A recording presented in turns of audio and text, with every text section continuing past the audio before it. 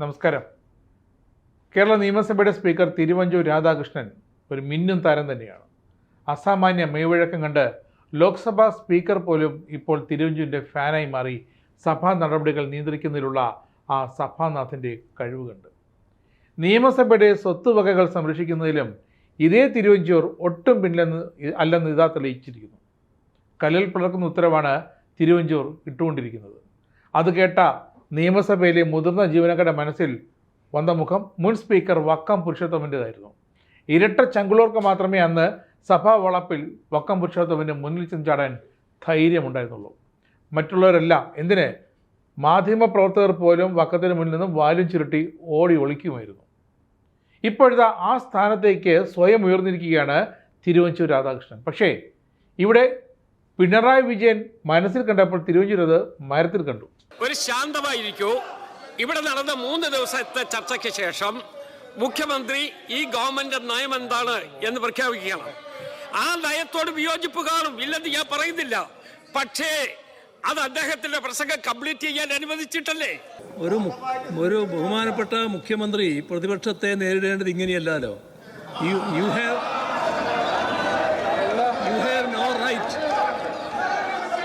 You have no right എന്നാണ് പറഞ്ഞത്. അങ്ങനെയാണോ പ്രതിപക്ഷത്തെ നേരിടേണ്ടത്? അങ്ങനെയാണോ പ്രതിപക്ഷത്തോട് സംസാരിക്കേണ്ടത്? കേക്കോ, അങ്ങ് ശാന്തമായി കേക്കൂ. സാധാരണ അങ്ങ് 10 വർഷക്കാലം ഈ സംസ്ഥാനം ഭരിച്ച മുഖ്യമന്ത്രിയായിരുന്നു.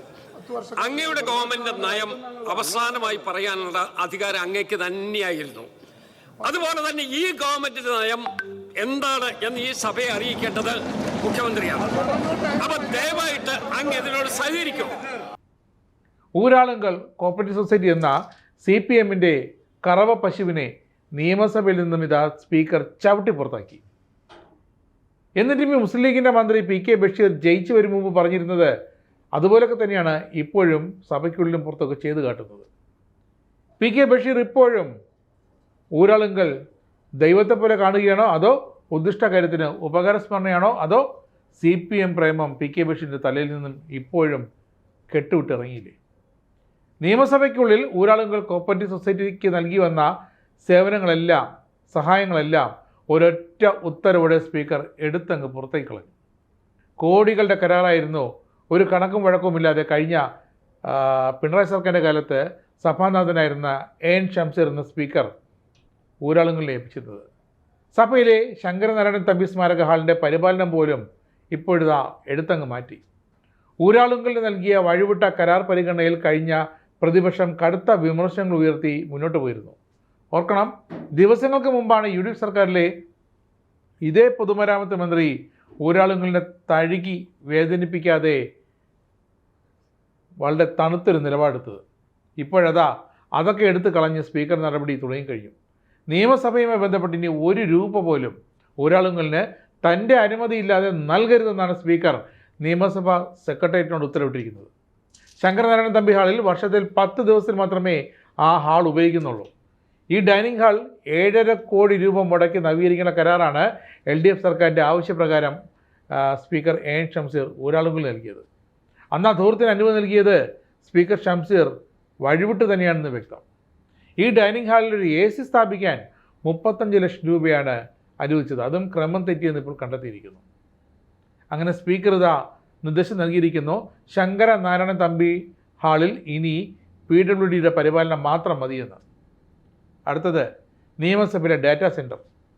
ഇതിൻ്റെ മെയിൻ്റനൻസ്, സഭാരേഖകൾ ഡിജിറ്റലൈസ് ചെയ്യുന്നതിന് കോടികളാണ് മുൻ സ്പീക്കർ ഊരാളുങ്കലിനും കരാർ നൽകിയത്.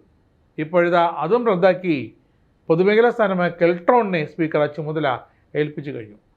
പിന്നെ നിയമസഭാ പരിസരം മുടിപിടിപ്പിക്കാൻ കോടികളെ കരാർ പല വഴിക്ക് ഊരാളുങ്കലിന് നൽകിയിരുന്നു. അതും എടുത്തു കളഞ്ഞ് PWD ഏൽപ്പിച്ചു. മറ്റ് വിവിധ കരാറുകൾ പല പണികൾക്ക് അഡ്വാൻസ് നൽകിയിട്ടുണ്ട്. ഇതോടെ ഈ കരാറുകളൊക്കെ റദ്ദ് ചെയ്യുന്നത് മതിയാക്കി അത് മരവിപ്പിച്ച് തൽക്കാലം അന്വേഷണം നടത്താനാണ് സ്പീക്കറുടെ തീരുമാനം. കഴിഞ്ഞ 10 വർഷം പിണറായി സർക്കാർ ഊരാളുങ്കൽ ലേബർ സൊസൈറ്റിക്ക് ചില കരാറുകൾ നൽകിയിരുന്നു. ചില കരാറല്ല, ഒന്നിനു പുറകെ ഒന്നായി നിരവധി കരാറുകൾ, 100 കണക്കിന് കരാറുകൾ. ഒടുവിൽ ആ കരാറുകളൊക്കെ പരിപാലിക്കാൻ പറ്റാത്തൊരു ഗതികേടിലായി ഊരാളുങ്കൽ. അപ്പോഴാണ് ഒരു കാര്യം ഓർമ്മ വരുന്നത്. കിലുക്കൻ സിനിമയിൽ ഒരു ഏറെ വൈറലായ സീനുണ്ട്. തിലകൻ ഒന്നിനു പുറകെ ഒന്നായി നടി രേവതിക്ക് ഒന്നിന് പിറകെ ഒന്നായി നിരവധി ജോലികൾ നൽകും. ഒരു ജോലി തീർക്കുന്നതിന് മുമ്പ് അടുത്ത ജോലി നൽകും, അത് തീരുന്നതിന് മുമ്പ് അടുത്ത പണി നൽകും, അത് തീരുന്നതിന് മുമ്പ് അടുത്തൊരു പണി. അങ്ങനെ ഒടുവിൽ ആകമൊത്തം ടോട്ടൽ തിലകൻ ചോദിക്കും, എന്തായി ഏൽപ്പിച്ചതൊക്കെ? അപ്പോൾ രേവതിയുടെ ഒരു സുപ്രസിദ്ധമായൊരു മറുപടിയുണ്ട്. പക്ഷേ ആ മറുപടി പറയാനിവിടെ ഒരാളെങ്കിലും തയ്യാറായില്ല, അത് കേൾക്കാൻ പിണറായി വിജയനും തയ്യാറായിരുന്നില്ല. അവർക്ക് എങ്ങനെയെങ്കിലും ഈ പണി അങ്ങ് തീർത്ത് കിട്ടണം, അല്ലെങ്കിൽ ഈ കരാറുകൾ എങ്ങനെയെങ്കിലും ഒന്ന് എക്സിക്യൂട്ട് ചെയ്ത് കിട്ടണം. അതും 10 മുതൽ 15% വരെ അധിക തുക കോട്ട് ചെയ്ത്, അതായത് സംസ്ഥാനത്തിൻ്റെ ഒരു പൊതുമേഖലാ സ്ഥാപനത്തിന് പോലും നൽകാത്തൊരു പരിഗണന കേരളത്തിലെ ഇടത് ആഭിമുഖ്യമുള്ള ഒരു ലേബർ കോപ്പറേറ്റീവ് സൊസൈറ്റി എന്ന നിലയ്ക്ക് ഊരാളുങ്കലിന് കൈവിട്ട് കരാറുകൾ നൽകുകയും മറ്റുള്ളവർ കോട്ട് ചെയ്താൽ അവരെക്കാൾ 10 മുതൽ 15% വരെ വെയിറ്റേജ് നൽകുകയും 10 മുതൽ 20% വരെ കരാർ തുക കൂട്ടി നൽകുകയും ചെയ്ത് അധിക തുകയ്ക്കാണ് ഊരാളുങ്കലിനെ കൊണ്ട് CPM ഇതൊക്കെ ചെയ്തുകൊണ്ടിരുന്നത്. അപ്പോൾ ഇതിൻ്റെയൊക്കെ കമ്മീഷനും കൈമണിയുമൊക്കെ എങ്ങോട്ട് പോകുമെന്ന് നമുക്ക് ഊഹിക്കാവുന്നതേ ഉള്ളൂ. എന്തായാലും അങ്ങനെ തുമ്പിയെ കൊണ്ട് കല്ലെടുക്കുന്നത് പോലെ ഊരാളുകളെ കൊണ്ട് പദ്ധതികൾ ഓരോരോന്നായി തലയിൽ വെച്ച് കൊടുത്തപ്പോൾ പിണറായി വിജയൻ ഒന്നറിഞ്ഞില്ല, ഇന്നല്ലെങ്കിൽ നാളെ ഒരു ദിവസം ഇതിലൊക്കെ പിടിവീഴുമെന്ന്. സ്പീക്കറുടെ മാതൃക പിന്തുടർന്ന് നടപടിയെടുക്കാൻ ഒരുങ്ങുകയാണ് സംസ്ഥാനത്തെ മറ്റ് സർക്കാർ വകുപ്പുകളും. നിരവധി വകുപ്പുകളിൽ കഴിഞ്ഞ പിണറായി സർക്കാരിൻ്റെ കാലത്ത് ഊരാളുങ്കലിന് അവർക്ക് പ്രത്യേക പരിഗണന നൽകി നിരവധി കോടികളുടെ കരാറുകൾ നൽകിയിരുന്നു. ഇടയ്ക്ക് PK ബഷീർ എന്ന പൊതുമരാമത്ത് മന്ത്രി സഭയിൽ പറഞ്ഞിരുന്നു, ഊരാളുങ്കലിന് കരാർ നൽകി അത് അവർക്ക് താങ്ങാവുന്നതിനും അപ്പുറമായി. അപ്പോൾ എന്ത് സംഭവിച്ചു?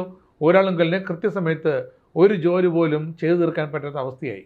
കരാറുകൾ തലയ്ക്കുമീതെ വന്ന് കുമിഞ്ഞു കൂടിയപ്പോൾ ഊരാളുങ്കൽ ഒരു മന്ദതയും മരവിപ്പുമൊക്കെ ബാധിച്ച അവസ്ഥയിലായി ഊരാളുങ്കൽ സൊസൈറ്റി.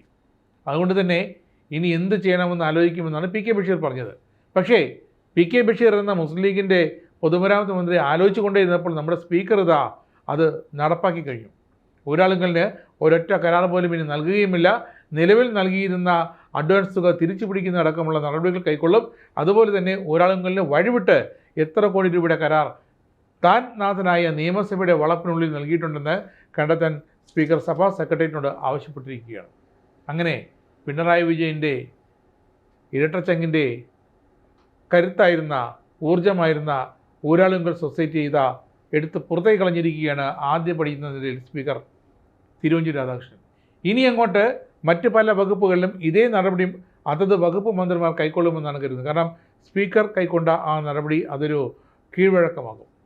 ഇനി അങ്ങോട്ട് ഊരാളുങ്കൽ എന്ന സൊസൈറ്റിയെ മാറ്റി നിർത്തി കഴിഞ്ഞ 10 വർഷം LDF സർക്കാർ നോക്കുകുത്തിയാക്കി നിർത്തിയിരുന്ന സംസ്ഥാനത്തെ ഒരു പൊതുമരാമത്ത് വകുപ്പുണ്ടായിരുന്നു.